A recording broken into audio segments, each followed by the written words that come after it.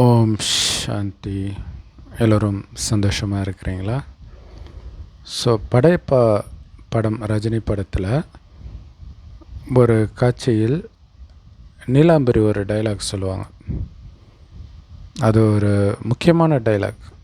அது என்ன அப்படின்னா, அவங்களுக்கு ரஜினியை கல்யாணம் பண்ண ஆசைப்படுவாங்க. ஆனால் ரஜினி நீலாம்பரி, அதாவது ரம்யா கிருஷ்ணன் வீட்டில் வேலைக்காரியாக இருக்கிற அவங்க பேர் மறந்து போச்சு, சௌந்தர்யாவை விரும்புவார். கட்சியில் சௌந்தர்யாவை கல்யாணமாக பண்ணிக்குவார். ஸோ அதை தடுக்கிறதுக்கு எவ்வளோ முயற்சி பண்ணி பார்ப்பாங்க, பட் முடியலை. அப்போ ஒரு மாதிரி ஒரு பைத்தியம் மாதிரி ஆகிடுவாங்க. அப்போ ரம்யா கிருஷ்ணனுடைய அண்ணன் சொல்லுவார், ஏம்மா உனக்கு பைத்தியமாக பிடிச்சிருக்குது இப்படி இருக்கிறவங்க? ஆமாம், எனக்கு பைத்தியம்தான் பிடிச்சிருக்குது. நான் அவமானப்பட்டேன், அசிங்கப்பட்டேன், இதெல்லாம் இல்லாமல் ஒரு வேலைக்காரிக்கிட்ட தோத்துட்டேன் அப்படின்னு பயங்கர ஆக்ரோஷமாக சொல்லுவாங்க. அப்போ நாசர் சொல்லுவார், நீ படைப்பா மேலே இவ்வளோ அன்பு வச்சுருக்கிறேன்னு எனக்கு தெரியாமல் போயிடுச்சேம்மா, நான் வேணா இப்போ அவனை குண்டுகட்டாக தூக்கிட்டு வரவா அப்படின்னு கேட்பேன். அப்போ நீலாம்பரி சொல்லுவாங்க, ஒரு வேலைக்காரி படுத்த இடத்துல என்னை வச்சு பார்க்க உன்னால் எப்படி முடிஞ்சுது அப்படின்ட்டு பயங்கர ஆக்ரோஷமாக திட்டுவாங்க. நீலா எனக்கு ஒரு அண்ணனா அப்படின்ட்டு. ஸோ இது அந்த ரஜினியை அடையணும் அப்படின்ற அந்த வெறி ஒரு செகண்டில் தூக்கி போடுது. எதனால் அப்படின்னா, திருமணம் ஆகிறதுக்கு முன்னாடி ரஜினி எவ்வளோ பெரிய ஆளாக வேணாலும் இருக்கலாம். ஆனால் திருமணம் ஆனவுடனே என் வீட்டு வேலைக்காரியோடைய புருஷன் அப்படி ஒரு எண்ணம் வருது. ஸோ அது டக்குன்னு மைண்டில் இருக்கிறவங்கள தூக்கி அப்படின்னா என்ன அர்த்தம்னா, அது வேலைக்காரிக்கு தகுதியான ஒரு நபர், அந்த நபருக்கும் எனக்கும் ஏணிப்படி வச்சாலும் எட்டாது, அந்த மாதிரி ஒரு கீழான நபர் அப்படின்ட்டு நினைக்கிறாங்க. ஸோ அது ரஜினி பின்னால் எப்படி இருக்கிறா என் வீட்டு வேலைக்காரின்ட்டு நீலாம்பரி கேட்கும்போது, என் வீட்டு எஜமானி நல்லா இருக்கிறா அப்படின்ட்டு அதை பேலன்ஸ் பண்ணுறதுக்கு ட்ரை பண்ணுவாங்க. ஆனால் இது இந்த லவ் ஃபெயிலியர்லும் வருது இல்லையா, அவங்க அதை மறக்கிறதுக்கு ஒரு அற்புதமான யுக்தி இது இல்லையா. அவங்க அதாவது ஒர்த்தே கிடையாது அவங்க அப்படின்னு நினைக்கிறது. ஆனால் யோசிச்சு பாருங்களேன், நீலாம்பரி அந்த படத்தில் அவ்வளோ பெரிய பணக்காரங்க, அவ்வளோ பெரிய புத்திசாலி, இப்படியெல்லாம் இருந்தும் அவங்க அந்த லைஃப்பில் துக்கத்தை அனுபவிக்கிறதுக்கு காரணமாக இருக்கிறது ரஜினி மீது அவங்க வைக்கிற அன்பு. அவங்க சொல்லுவாங்க, நான் நினச்சதை அடையாமல் விட்டதே கிடையாது, எனக்கு எல்லாமே பெஸ்ட்டு தான் வேணும் அப்படின்ட்டு. இந்த பற்று ஒரு டைம் உங்களை ஏமாற்றிடும். நீங்கள் எவ்வளோ பெரிய ஆளாக இருந்தாலும் உங்களுக்கு கிடைக்காம போயிடும். ஸோ அப்படி ஆசையை வைக்கலன்னு வச்சுக்கோங்களேன், அவங்க லைஃப் ஜாலியாகவே இருந்திருக்கும். ஸோ அதனால தான் காமம் மிகப்பெரிய எதிரி அப்படின்னு சொல்லப்படுது. ஸோ காமம் அதுவும் ஃபஸ்ட்டு பற்று தான் இல்லையா. பற்றில் ஆரம்பித்து அது வெறித்தனமாக போகும். மற்ற பற்று, எதன் மீது பற்று வைத்தாலும் அது உங்களுக்கு துக்கத்தை கொடுத்தே தீரும். அதில் குறிப்பாக நபர் மீது வைத்தீர்கள் என்றால் அது பயங்கர துக்கத்தை கொடுக்கும். அதுவும் காமம் சார்ந்த பற்றாக இருந்தால் அல்லது காதல் சார்ந்த பற்றாக இருந்தால் ரொம்ப ரொம்ப துக்கத்தை கொடுக்கும், ஒரு பைத்தியக்காரனாகவே ஆக்கிடும். ஸோ அதில் 14 வருடம் ஒரு வீட்டுக்குள்ளே பூட்டிக்கிட்டு இருப்பாங்க. அந்த மாதிரி பசங்க நிறைய பேர் இந்த மாதிரி லவ் பண்ண பொண்ணு வேறு யாருக்கோ கல்யாணம் பண்ணிட்டாங்க, இந்த மாதிரி விஷயத்தை கேட்டு அப்படியே பயங்கர தண்ணி அடிக்கிறதா, அப்படியே அடிக்ட் ஆகி அவங்க வாழ்க்கையை ஒன்றுத்துக்கும் உதவாத மாதிரி ஆகிடுது. ஒரு சிலர் அப்படியே மென்டலாகவும் ஆயிடுறாங்க. ஸோ இவ்வளவுத்துக்கும் காரணம் இந்த பற்று மனிதனுக்கு அவ்வளோ பெரிய துக்கத்தை கொடுக்குது. ஸோ பெண்களுக்கும் அந்த மாதிரி பாதிப்பாகிறத பார்க்குறோம். ஸோ அப்போ இந்த துக்கத்திற்கு காரணம் ஆணாக பெண்ணாக பிறந்தது கிடையாது, ஆனால் அந்த பற்று வைக்கிறது தான் காரணம், காமத்தில் விழறது தான் காரணம். ஸோ அப்படி விழறதை பார்த்து கடவுளுக்கு தெரியுது, இதனால தான் மனுஷன் துக்கப்படுறான். ஆனால் அது அது அது தெரியாமலே கோயிலில் போய் எனக்கு இந்த கஷ்டம் அந்த கஷ்டம் இப்படிலாம் வேண்டுறது யார்? திருமணமானவர்கள் தான் வேண்டிகிட்டு இருப்பாங்க இல்லை. பெரும்பாலும் திருமணம் ஆகிறதுக்கு முன்னாடி பெருசாக கஷ்டம் வந்து பெரும்பான்மையானவர்களுக்கு இருக்காது. திருமணம் ஆன பிறகு பெரும்பான்மையானவர்களுக்கு கஷ்டம் வந்துடும். பட் அவங்களுக்கு தெரியல, திருமணம் அல்லது லவ் இதெல்லாம் வந்துட்டாலே பிரச்சனை வந்துடும். இதுதான் காரணம் அப்படின்னு தெரியாமல் இதை நான் அடையணும் அதை நான் அடையணும் அப்படின்ட்டு கடவுள்கிட்ட நாம் வேண்டிகிட்டு இருக்கிறோம். ஸோ அது கிடைக்கலாம் கிடைக்காமல் போகலாம். ஆனால் கிடைத்தாலுமே அதனால் உங்களுக்கு துக்கம் தான் வரும். ஸோ அப்போ அது நீங்கள் துக்கம் அனுபவிக்கிறதுக்கான மூல காரணம் என்ன அப்படின்னா இந்த பற்று தான் அப்படிங்கிற விஷயத்த சொல்கிறார். மனிதர்கள் மீது, சொத்து மீது, பேரு புகழ் மீது இருக்கிற பற்று உங்களை நிம்மதியாகவே இருக்க விடாது. மற்றவர்களையும் கூட மற்றவர்களுடைய நிம்மதியும் இழக்கிறதுக்கு உங்களை தூண்டும், இழக்க வைக்கிறதுக்கு. ஸோ அது இன்னும் பாவமாகும். ஸோ இப்படி தன் நிம்மதியும் கெடுத்துக்கிட்டு அடுத்தவங்க நிம்மதியும் கெடுக்கிற இந்த பற்றை நீக்கிட்டால் நீங்கள் சந்தோஷமாக இருப்பீங்க அப்படிங்கிறத சொல்கிறதுக்கு தான் கடவுள் வரார். அப்போ வந்து சாமியாராக காட்டுக்கு போகிறதா, துறவி ஆயிடுறதா அப்படின்னா அதை கடவுள் போதிக்கலை. துறவற மார்க்கத்தை கடவுள் போதிக்கவே இல்லை. ஏன்னா இந்து மதத்தை பொறுத்த வரைக்கும் எல்லாம் சாமியெல்லாம் ஜோடி ஜோடியாக இருக்கும். அப்படின்னா என்ன அர்த்தம்னா இது துறவற மார்க்கம் இல்லைன்னு அர்த்தம். எல்லா மதத்துலையுமே அப்படி தான் சொல்லுவாங்க. அப்போ எப்படி சந்தோஷமாக இருக்கிறது திருமணம் பண்ணிட்டு அப்படின்னா, இன்றைய காலகட்டத்தில் வந்து எல்லாம் விலைவாசி பயங்கரமாக ஏறுது, ஏழ்மை. ஸோ இன்றைய காலகட்டத்தில் வந்து திருமணம் பண்ணி நிம்மதியாக இருக்கிறது ரொம்ப ரொம்ப கஷ்டம்தான். ஆனால் இது வந்து ஒரு 2-3 தலைமுறை முன்னாடி அப்படி கிடையாது. அப்பயும் ஏழைகள் கஷ்டப்பட்டாங்க. அதுக்கும் முன்னாடி ஒரு 10 தலைமுறையெல்லாம் போயிருந்தீங்கன்னா யாருக்குமே சாப்பாட்டுக்கு வழி இல்லாத நிலை இப்படியெல்லாம் இருந்திருக்காது. அப்படியே ஒரு 5000 வருடம் பின்னாடி ட்ராவல் பண்ணி போனீங்கன்னு வச்சுக்கோங்களேன், யாருக்கும் கஷ்டம் இருக்காதுன்றது மட்டும் இல்லை, அவ்வளவு ஆனந்தமே ஆனந்தம். பணக்காரங்களாக இருந்தாலும் சரி, ஏழையாக இருந்தாலும் சரி, துக்கத்துடைய பேர் அடையாளமே இருக்காது. காரணம் என்ன தெரியுமா? அங்கே திருமணம் நடக்கும். அது என்னன்னு சொல்கிறேன் பாருங்க. இதே பாரத பூமி 5000 வருடத்திற்கு முன்பு சொர்க்கமாக இருந்தது. 2500 வருடம் சொர்க்கமாக இருந்த இதே பூமி அடுத்த 2500 வருடம் நரகமாக மாறுது. குறிப்பாக பாரதம் தான் சொர்க்கமாக இருந்தது. அங்கே எல்லோரும் ஆனந்தமாக வாழ்ந்தார்கள். அவர்களை தான் நம்ம இன்றைக்கி தெய்வம் அப்படின்னு கோயில் கட்டி கும்பிட்றோம். ஏன்னா அவங்கக்கிட்ட தெய்வீக குணம் மட்டுமே இருந்தது. தனக்கோ பிறருக்கோ துக்கத்தை கொடுக்கக்கூடிய காமம், கோபம், பற்று, பேராசை, அகங்காரம் இதெல்லாம் இல்லவே இல்லை. அதனால் அளவற்ற செல்வம், தங்க செங்கற்களால் கட்டப்பட்ட மாடு மாளிகையில் இருப்பாங்க. இயற்கை அவ்வளோ ஃபஸ்ட் கிளாஸாக இருக்கும். இந்த உணவு பற்றாக்குறை இதெல்லாம் இருக்கவே இருக்காது. மண் வந்து அவ்வளோ பலம் பொருந்தியதாக இருக்கும்.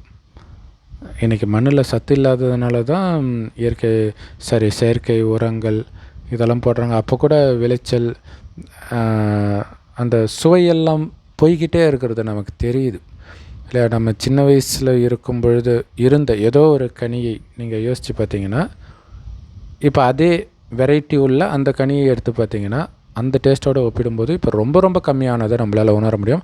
ஒன்றும் இல்லை, பேசிக்காக தினமும் சாப்பிட்ற சாப்பாடே. நம்ம சின்ன வயசில் இருக்கும்போது அம்மா சமைக்கும்போது வீடெல்லாம் அந்த வாசனை அடிக்கும். இப்போ துர்நாற்றம் அடிக்குது. சாதம் வடித்தா கண்ணை மூக்கை மூடிட்டு சாப்பிட வேண்டியதாக இருக்குது. ஸோ அவ்வளோ டிஃப்ரெண்ட் நம்ம பார்க்குறோம். ஏன்னா மண்ணிலே சத்து கிடையாது. ஆனால் சொர்க்கத்தில் அவ்வளோ சத்து நிரம்பியதாக இருக்கும். அப்போ உணவெல்லாம் எவ்வளோ சுவை நிரம்பியதாக இருக்கும்னு யோசிச்சு பாருங்கள். சுவை நிரம்பியதாக இருக்கும், அளவற்ற செல்வம் இருக்கும். எல்லாருக்கும், வேலைக்காரர்களுக்குமே அளவற்ற செல்வம் இருக்கும். மனிதர்கள்கிட்ட காமம், கோபம், பற்று, பேராசை, அகங்காரம் இது இருக்கவே இருக்காது. அப்போ எப்படி இருக்கும் உலகம்? சொர்க்கம் மாதிரி இருக்கும்ல? சொர்க்கமாகவே இருக்கும். அப்படி இருந்தவர்கள் தான் மறுஜன்மம் எடுத்து அடுத்த 2500 வருடம் கழித்து இதே பூமி நரகமாக மாறுது. காரணம், பாவம் செய்ய ஆரம்பிக்கிறாங்க. அதாவது காம, கோபம், பற்று, பேராசை, அகங்காரம் அவனுக்குள்ளே வருது. ஸோ அதனால தான் பாவம் செய்கிறாங்க. இதனால் உந்தப்பட்டு செய்கிறது எல்லாமே பாவம்தான். அந்த பாவம் அதிகமாக அதிகமாக நமக்கு கண்டிப்பாக துக்கம் வந்தே தீரும். நோய் மூலமாக, மனிதர்கள் மூலமாக, இயற்கை சீற்றத்தின் மூலமாக, நம்பிக்கை துரோகத்தின் மூலமாக, பல விதத்தில் துக்கம் வந்துக்கிட்டே இருக்கும். ஸோ இப்போ துக்கத்தின் உச்சத்தில் இருக்கிறான் மனிதன் இல்லையா? இப்போ இந்தியா பாகிஸ்தான் போருன்னும் போது பயப்படாதவங்க யாராவது இருந்திருப்பாங்களா? திடீர்னு எஸ்கலேட் ஆகிடுச்சு, ஃபுல் ஃப்ளெஜ்டு போர் ஆகிடுச்சுன்னா என்ன ஆகுறது நிலமை? பாலஸ்தீன், உக்ரைன்லாம் பார்க்குறோம்ல, எப்படி இருக்கும்? ஆனால் அது நடக்கவும் வாய்ப்பு இருக்குது. எந்த நேரம் வேணாலும் நமக்கு தெரியாது அடுத்த செகண்ட் என்ன நடக்கும்ன்ட்டு. ஆனால் அப்படி பண்ணாலும் நாங்கள் தயாராக இருக்கிறோம் அப்படிங்கிற மாதிரி தான் எல்லா நாடும் இன்றைக்கி இருக்குது. ஹமாஸ் தீவிரவாதிகளை ஒழிக்கணும் அப்படின்னு இஸ்ரேல் நினைக்கும் போது இஸ்ரேல் ஒரு பெரும் பலம் கொண்டது, அழிச்சிடுவாங்கன்னு நினச்சாங்க. ஆனால் ஈரான் தன் நாட்டுக்கு கீழே ஒரு நாட்டை உருவாக்கி வச்சுருக்கிறாங்க, முழுக்க முழுக்க ஆயுதங்கள் வச்சுக்கிறதுக்காகவே. அப்படின்னு பார்க்கும்போது ரகசியமாக எல்லாரும் இந்த மாதிரி ஆயுதங்களை உருவாக்குறதுல தன் நேரத்தை செலவிட்டு இருக்கிறாங்கன்றது எவ்வளோ அதிர்ச்சிகரமான செய்தியாக இருக்குது. ஒரு விதத்தில் விலைவாசி உயர்வுக்கு அது காரணம். ஏன்னா மக்கள் கொடுக்குற வரி பணம் எல்லாம் அதில் தான் போகுது எல்லா நாட்டிலையுமே. ஸோ அப்போ இதுவும் அதிகமாகுது, விலைவாசியும் அதிகமாகுது, மக்கள் கையிலையோ காசு இல்லாத நிலை. இப்போ ஏஐ வேலை போகுது. அதுக்கு முன்னாடியுமே கூட நிறைய போக ஆரம்பிச்சிருச்சு இல்லை? விவசாயம் பண்ணுறதெல்லாம் மனிதர்களை வைத்து பண்ணுறது. மனிதர்களும் வர தயாராக இல்லை இல்லை? அது பல காரணங்கள் இருக்குது. சுயநலமும் இருக்குது, சோம்பேறித்தனமும் இருக்குது. ஸோ அப்போ வேறு வழி இல்லாமல் எந்திரத்துக்கு மாறினாங்க. இப்போ திரும்பி போகணும்னு நினைத்தாலும், அதாவது எல்லாருமே மோசமாக இருக்க மாட்டாங்க, ஒரு சில நல்லவனாக இருந்தாலும் அவனுக்கும் இப்போ வேலை கிடையாது. ஸோ இப்படி ஒரு வேலைகளாக பறிக்கப்பட்டுட்டு இருக்கிறதையும் பார்க்குறோம். கடைசியில் கோடீஸ்வரர்களுக்கு கூட ஒரு கைப்பிடி உணவு கிடைக்காதுன்றார் கடவுள். அது எப்படின்னு தெரியல. ஏன்னா கோடீஸ்வரன்ட்ட பணம் இருக்கும், ஏன் உணவு இல்லை? பூமியில் விளைஞ்சதானே உணவு இருக்கும். அல்லது அது எப்படி வேணாலும் இருக்கலாம், இயற்கை சீற்றத்தினால நடக்கலாம். இப்போ சென்னை முழுகின போது கோடீஸ்வரர்களும் சாப்பாடு இல்லாமல் தானே இருந்தாங்க. ஹெலிகாப்டரில் போட்டாங்க, அது கூட எல்லாருக்கும் கிடச்சிருக்குமா தெரியாது. குடி தண்ணீர் என்ன பண்ணுவாங்க? ஸோ இன்னும் நிறைய மோசமான விஷயங்கள்லாம் நடக்க தான் போகுது. ஆனால் கடவுள் சொல்கிறார், இதுக்கெல்லாம் அடிப்படை காரணம் காமம், கோபம், பற்று, பேராசை, அகங்காரத்தில் விழுந்தீங்க. சொர்க்கத்தில் அப்படி விழாமல் இருந்தீங்க. கணவனும் மனைவியும் நமக்கு ஒரு வாரிசு வேணும்னு நினைக்கும்போது மனைவி கர்ப்பமாவாள், காமத்தினால் கிடையாது. அதனால தான் அவங்கள கோயில் கட்டி கும்பிட்றோம். எப்படி அது சாத்தியம்? ஏன்னா பேரே சொர்க்கம், கண்டிப்பாக ரொம்ப ரொம்ப அழகாக தான் இருப்பாங்க. எப்படி காமம் இல்லாமல் இருந்தது? கணவன் மனைவி ஒன்றா இருந்துக்கிட்டே அப்படின்னா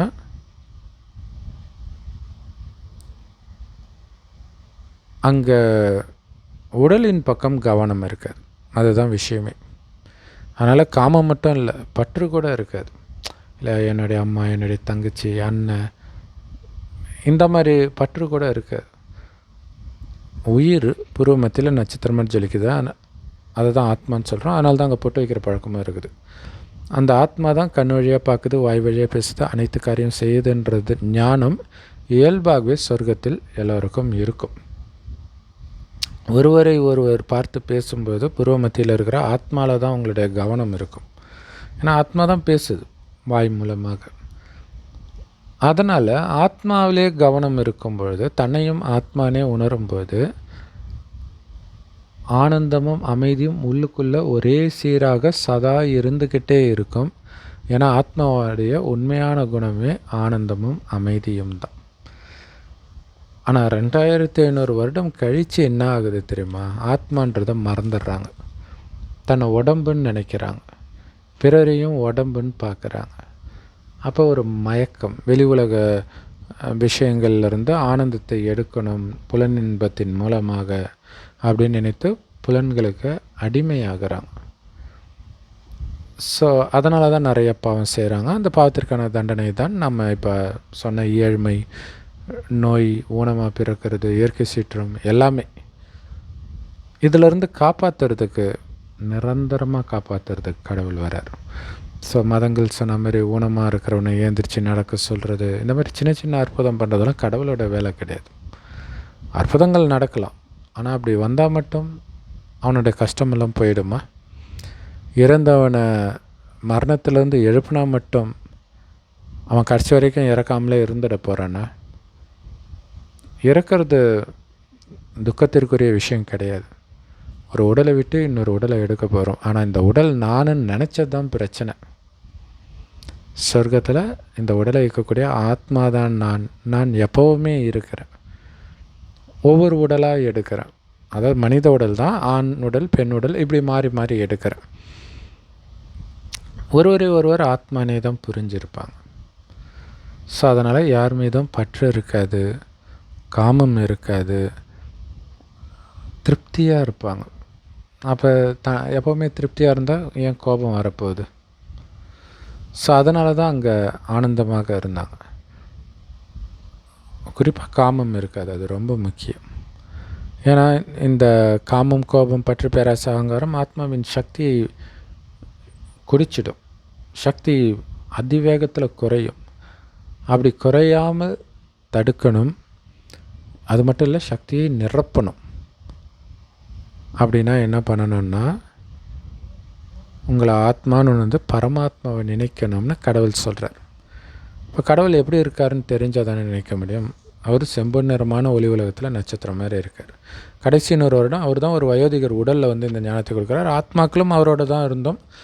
நம்ம சொர்க்கத்தில் உடல் எடுத்து மறுஜன்மம் எடுத்து வரோம். பட் இறைவன் தாயின் கர்ப்பத்தில் பிறந்து தனக்கென்று சொந்த உடலை எடுப்பதும் இல்லை, மறுஜன்மம் எடுப்பதும் இல்லை. ஆனாலும் இந்த ஞானம் அவர்கிட்ட மட்டுமே இருக்கிறதுனால அவர் கண்டிப்பாக வந்தே ஆகணும்.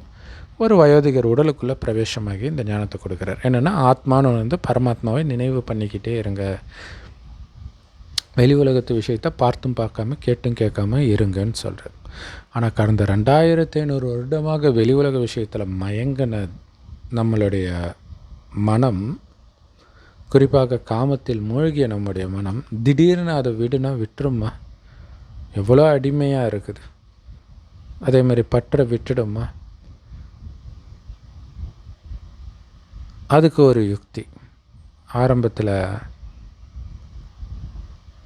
படையப்பா படம் கதை சொன்னோம் இல்லையா? ஸோ அதை ஞாபகம் வச்சுக்கோங்க. அது என்ன யுக்தின்னு சொல்கிறோம். இறைவன் நிறைய யுக்திகளை சொல்லுவார். இறைவன் ஒரு வயோதிகர் உடலில் இந்த ஞானத்தை கொடுக்குறார். அந்த வயோதிகருக்கு பிரம்மான்னு பேர் வைக்கிறார். அந்த பிரம்மா வாய் வழியாக இந்த ஞானத்தை கேட்குறவங்கள பிரம்மா குமாரிகள்னு சொல்லுவோம். அந்த ஞானத்தை முரளின்னு சொல்லுவோம். எல்லா பிரம்மகுமாரிகள் ராஜயோக தியான நிலையத்திலும் முற்றிலுமாக இந்த முரளி ஞானம் கிடைக்குது. யூடியூப் வெப்சைட்ஸில் இருக்குது. அதோடய லிங்க் இந்த வீடியோக்கு டிஸ்கிரிப்ஷனில் கொடுக்குறோம். அவசியம் பார்த்து பயன்பெறுங்கள். இப்போ கடவுள் என்ன சொல்கிறார் அப்படின்னா, என்னை தவிர வேறு எதையுமே நினைக்காதீங்கன்றார். கடவுளை தவிர எதையுமே நினைக்காதீங்கன்ட்டு. கடவுள் நமக்கு அப்பாவாகவும் இருக்கிறார், டீச்சராகவும் இருக்கிறார், குருவாகவும் இருக்கார். இது முக்கியமான 3 உறவுகள். அது மட்டும் இல்லை, சகல உறவும் அவர் மட்டுமே. ஏன்னா நம்மை பொறுத்த வரைக்கும் உலகமே அழிஞ்சிடுச்சுன்னு புரிஞ்சுக்கோங்கன்றார். ஏன்னா இந்த வெளி உலகத்து விஷயத்தில் மயங்கி தான் அனைத்தையும் இழந்தோம். அப்போ இந்த உலகம் அழிய போகுது. அதுக்கு முன்னாடி அழிஞ்சிட்டதாகவே நினச்சிக்கோங்க.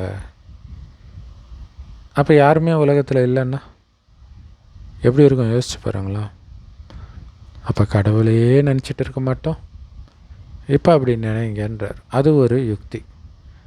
கடவுளுடைய நினைவிலே மூழ்குவதற்கும், இந்த வெளி உலக விஷயத்திலிருந்து புத்தியை நீக்குவதற்கும், பற்றிலிருந்து விடுபடுவதற்கும். ஏன்னா இங்கே என்ன தான் அழகாக ஒரு இடம் இருந்தாலும் சொர்க்கத்தோடு ஒப்பிடும்போது இதெல்லாம் ஒன்றுமே கிடையாது. அந்த சொர்க்கம் வரப்போகுது. ஏன்னா சொர்க்கம் வர்றதுக்கு 100 வருடம் முன்பு தான் இறைவன் ஞானத்தை கொடுக்குறார்.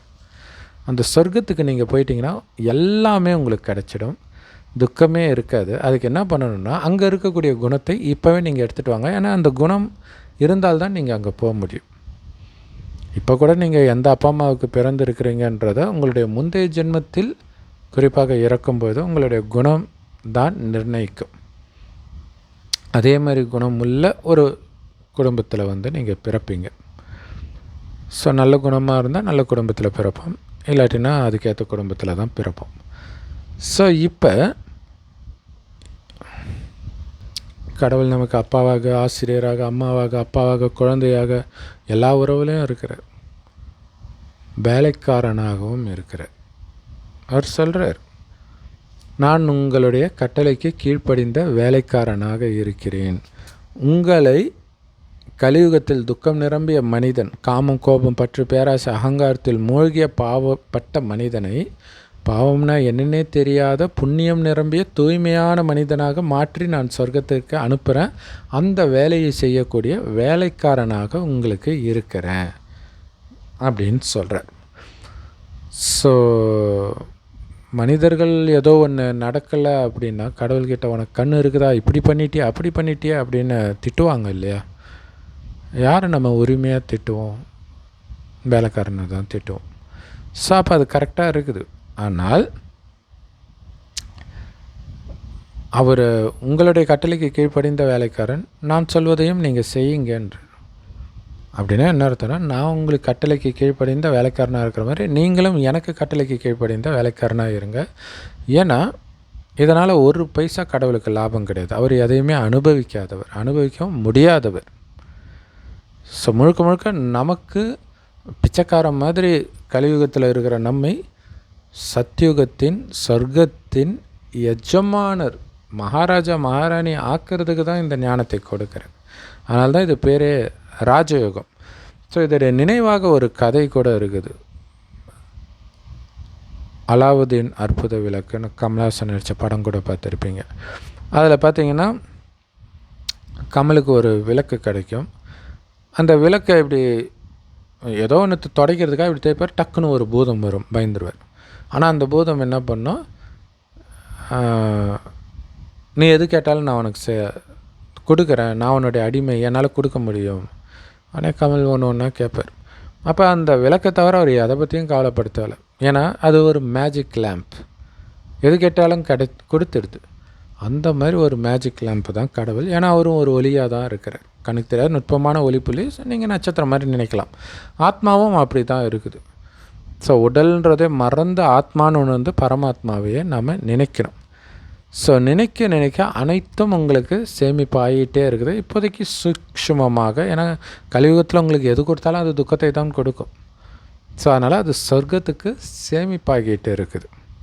அதுக்கு நாம் இப்போ என்ன ஆகணும், சொர்க்கத்தில் எப்படி காமம், கோபம், பற்று, பேராசாங்கன்னா என்னன்னே தெரியாத பரிசுத்த நிலையில் இருந்தீங்களோ, தூய்மையாக இருந்தீங்களோ, அதே மாதிரி இப்போ தூய்மையாகணும். ஆனால் இப்போ அழுக்காக தான் இருக்கிறோம், தூய்மை ஆகணும். ஸோ அதுக்கு ஒரு அற்புதமான யுக்தி படையப்பாவில் வந்த அந்த டைலாக், ஒரு வேலைக்காரி படுத்த இடத்துல எண்ணெய் வச்சு பார்த்துட்டியே அப்படின்னு சொல்கிறாங்க இல்லையா? அந்த மாதிரி கடவுள் சொல்கிறாரு, நான் உங்களுடைய வேலைக்காரன்.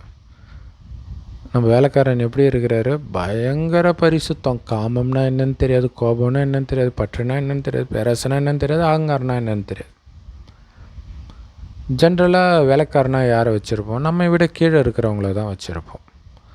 இப்போ வேலைக்காரனை விட நாம் உயர்ந்தவர்களாக தான் இருப்போம் எல்லா விதத்துலையுமே.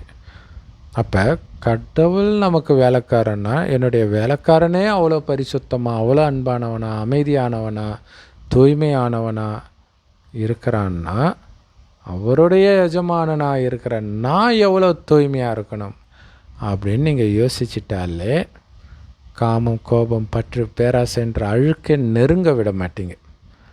இல்லை சில படத்தில் சொல்லலாம், என் வீட்டு நாய்க்கே இவ்வளோ செலவு பண்ணுறேன் நான், என் பொண்ணை உனக்கு கொடுக்குறதா அப்படின்னு அந்த லவ் ஸ்டோரியிலலாம் வரும்.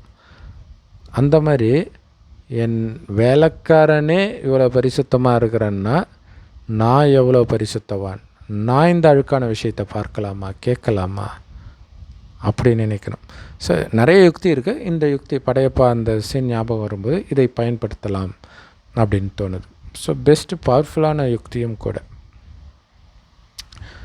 ஸோ இன்னொரு யுக்தி பார்த்திங்கன்னா, கடவுள் கணவனாக நினைக்கிறது. பக்தியிலே அப்படி நினைப்பாங்க. அப்போ கடவுள் இந்த கலியுகத்தின் எந்த விஷயத்தையும் பார்க்குறதோ, கேட்குறதோ, நினைக்கிறதோ கிடையாது. நான் எதுக்கு அதை பார்க்கணும்? நான் உங்களுக்கு ஒவ்வொரு கல்பத்திலும் இறுதியில் சொர்க்கத்துக்கு போகிறதுக்கான ஞானத்தை கொடுத்து சொர்க்கத்துக்கு அனுப்பிட்டு போகிறேன். அந்த சொர்க்கத்துக்கே நான் வரல. சுகமாக என் குழந்தைகள் சொர்க்கத்தில் இருப்பதை பார்க்க கூட என்னால் முடியாத பொழுது, நரகத்தில் துக்கப்படுற என் குழந்தைகளை நான் எதுக்கு பார்க்கணும் அப்படிங்கிற. ஸோ இந்த ஞானத்தை கொடுத்து அவங்க பக்காவாய் அப்புறம் அவங்க கடவுளை போய் பார்ப்பாங்க. அப்போ இதோடைய நினைவு தான் மகாபாரதத்தில் கௌரவர்களுடைய அப்பா திருதராஷ்டிரன், அவங்களுடைய மனைவி காந்தாரி. திருதராஷ்டிரன் பிறவி குருடன். ஸோ இவங்க காந்தாரிக்கு நிச்சயமான உடனே திருதராஷ்டிரனோட அவங்க என்ன பண்ணுறாங்க, தன்னுடைய கண்ணை கட்டிக்கிறாங்க. என் கணவன் பார்க்காத உலகத்தை நானும் பார்க்க விரும்பலை அப்படின்னு. ஸோ இப்போ நம்முடைய கணவன் கடவுள் இந்த உலகத்தையே பார்க்க விரும்பலை. இது அழுக்கான உலகம், துக்கம் நிரம்பிய உலகம், விபச்சார விடுதி இந்த உலகம்ன்றார். ஏன்னா இதே பூமி சொர்க்கமாக சிவாலயமாக இருந்தது, அது இன்றைக்கி விபச்சார விடுதி ஆயிடுச்சு. இதை தான் இயேசு என்னுடைய அப்பாவின் வீட்டை நீங்கள் விபச்சார விடுதி ஆக்கிட்டீங்களேன்ட்டு பைபிளில் சொன்னதாக வெளிப்பட்டு இருக்கும். ஸோ அது உண்மையில் இந்த பூமியை குறிக்கிறது. சொர்க்கமாக இருந்த பூமி இன்றைக்கி வேசியாலயமாக மாற்றிட்டீங்களே, மீண்டும் சொர்க்கத்துக்கு நான் போகணும். ஏன்னா நான் அந்த இடத்தை சார்ந்தவன், இந்த இடத்தை சார்ந்தவனே கிடையாது. இதை இயேசு சொல்லுவார். நான் ராஜா ராஜான்னதுனால தான் அவர் சிலுவையில் அறையிறாங்க. ஆனால் நான் இந்த இடத்த ராஜா கிடையாதுன்னு வர. அதுக்கப்புறம் வேறு இடத்த ராஜா. ஸோ அப்படி ராஜாவை ஆக போகிறதும் நீங்கள் தான். அப்போ இந்த உலகத்துக்கும் எனக்கு சம்மந்தம் கிடையாது. அப்படி நினைத்தால்தான் நீங்கள் சொர்க்கத்துக்கு ராஜா ஆக முடியும். ஸோ எவ்வளவு யுக்திகள் இறைவன் கொடுக்கிறார், அதில் சும்மா ஒரு துளி தான் இது. அப்போ இறைவன் ஞானத்தின் கடலாக இருக்கிறார். அந்த கடல்லே மூழ்கி எழுந்திரிச்சா, அதிலே மூழ்கியே இருந்தால் எவ்வளோ ஆனந்தமாக இருக்கும்னு மட்டும் யோசித்து பாருங்கள். ஸோ அதனால் இறைவனுடைய ஞானம் எல்லா பிரம்மகுமாரிகள் ராஜயோக தியான நிலையத்திலும் முற்றிலும் இலவசமாக கிடைக்குது. அவசியம் பார்த்துப்பேன். அவசியம் போங்க. யூடியூப் வெப்சைட்ஸ்லாம் இருக்குது, அதோட லிங்க் இந்த வீடியோக்கு டிஸ்கிரிப்ஷனில் கொடுக்குறோம். அவசியம் பார்த்து பயன்பெறுங்கள். ஓம் சாந்தி. தேங்க்ஸ் ஃபார் வாட்சிங். தூய்மையாக இருந்தால் இழந்த ராஜ்யமே மீண்டும் கிடைக்கும். தூய்மையை இழந்ததுனால தான் அனைத்தையும் நம்ம இழந்தே இருக்கிறோம். இன்னும் கொஞ்சம் நஞ்சம் இருக்கிறதும் இழக்க போகிறீங்களா? காமத்தில் விழுந்து, கோபத்தில் விழுந்து. அதனால் இந்த உலகத்துக்கும் எனக்கும் சம்மந்தம் கிடையாது. நான் அந்த உலகத்தை சார்ந்தவன். அப்போ அதுலேயும் நான் ராஜா, அங்கே ராஜாவாக இருக்கிற அந்த போதையில், இயேசு இருக்கிற மாதிரி அந்த போதையிலே இருந்தால் தான் நீங்கள் இந்த அசுர குணங்களை வெளிப்படுத்தாமல் தூய்மையாகவே சொர்க்கத்துக்கு போயிடுங்க. தூய்மையாக இருந்தால் தான் சொர்க்கத்துக்கு போக முடியும். ஸோ அடிப்படையாக பண்ண வேண்டியது, எப்போவுமே உங்களை ஆத்மான்னு உணர்ந்து பரமாத்மாவை செம்பன் நிறமான ஒளி உலகத்தில் நட்சத்திரம் மாதிரி சதா நினைவு பண்ணிக்கிட்டே இருக்கணும். அவர் கொடுக்குற ஞானமாகிய அந்த முரளியும் சதா கேட்டுக்கிட்டு, கேட்டதை மனதால் ஆசை போட்டுக்கிட்டும் இருக்கணும். ஓம் சாந்தி. தேங்க்ஸ் ஃபார் வாட்சிங்.